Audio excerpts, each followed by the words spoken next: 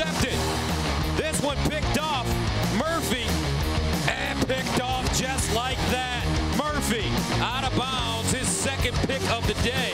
This guy was the #1 player, defensive back out of Arizona a couple of years ago.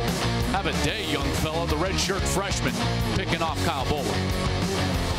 Oh, the sweet memories from a season ago. He's a second-team preseason All-American this season. It's your sophomore corner. Byron Murphy's good enough to stop by with us. Our first edition of Inside Pac-12 Football. And we get a stud on the show, which I love. Byron, appreciate you stopping by with us. I'm going to get to the football in just a second here. I was getting ready for this interview. I saw this video. I need you to explain to me what was happening because I got so excited. I immediately had sent the link and I said, we got to ask him about this. You got some hops, man. Yes, sir. So we had a little competition, basketball competition. We started off a little free throw contest.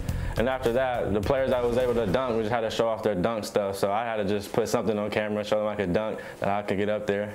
Now, you have a basketball background. Has Hop actually contacted Coach Peterson and said, look, off season, maybe can we double dip? Can we share this guy?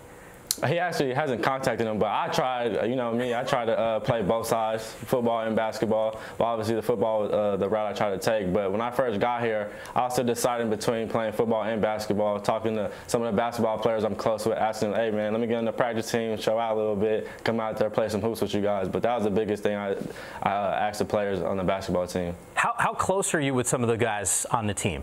I'm very close. Well, Carlos Johnson I grew up with, but he just transferred. But David Chris probably the one I'm closest to. Most of the basketball team, you know, I hang out with outside of the football stadium and stuff like that. Now, if you're playing with David Crispy, like he's the 2, even though he might play a little 1, so you might have to just yield to him if you guys are in that backcourt. I'd love to see you and Matisse Thybulle go one-on-one. Oh yes, sir. We went to IMA, the gym right across, right across the street. We actually played 5-on-5. I got to play against some guys. We were just out there competing, having fun, but they was doing some crazy dunks and stuff like that. All right, off season, hopefully I will make my way up to Seattle, and I want you and Matisse to go one-on-one. His length, your athletic ability, and see what happens there. I don't want it to happen during the season because you get hurt, and then you know Coach Pete's going to be mad at me, so we'll leave that alone.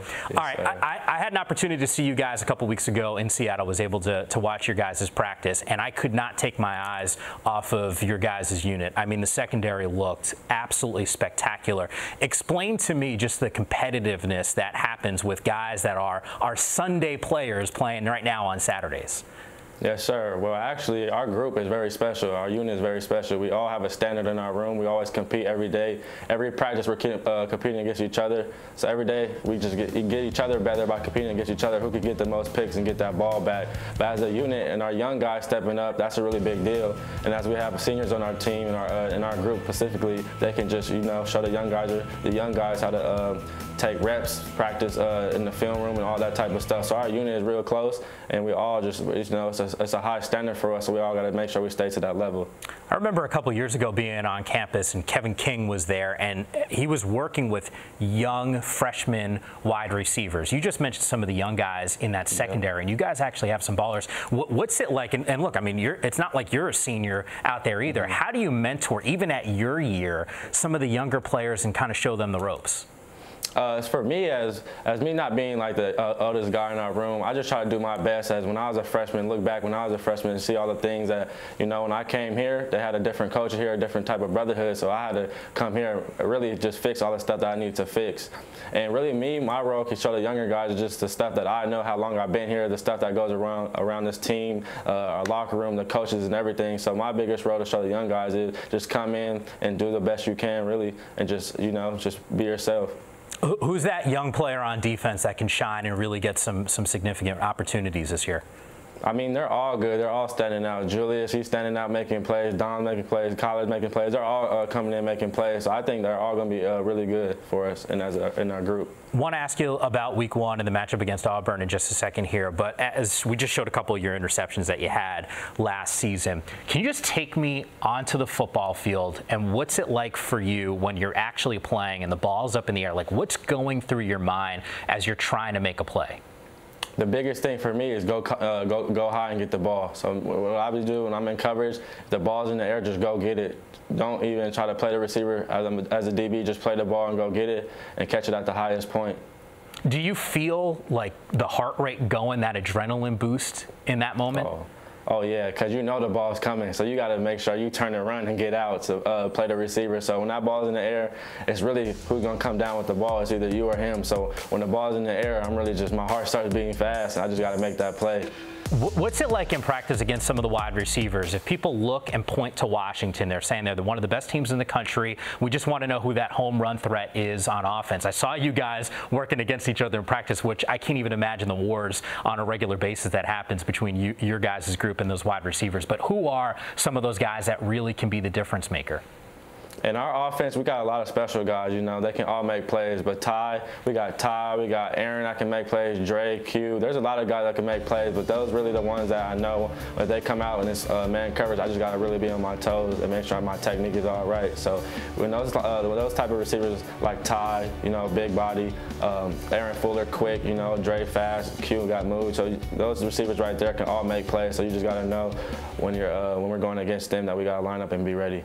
A couple weeks ago when I was on campus, I tried to get some of your teammates to tell me how big the Auburn game was. No one would take the bait. Had Miles Bryant on playlist the other day. He wouldn't take it, but we're just days away now from this week 1 matchup. What's it like? What are the conversations like in terms of the preparation for this game?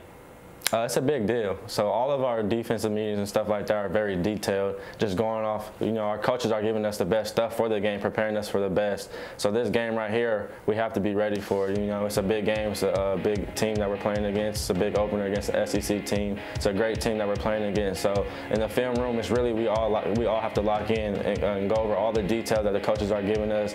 And even, you know, even if we have time throughout our day, we got to go in our coaches' room and watch some more film just to make sure all our details and all our checks are there. Does this game feel different than other ones? The fact that, opener aside, because I get every team in the country that's playing their opener, it's a big game, but because of the meaning of this and the potential for you guys to be a playoff team, does it feel big?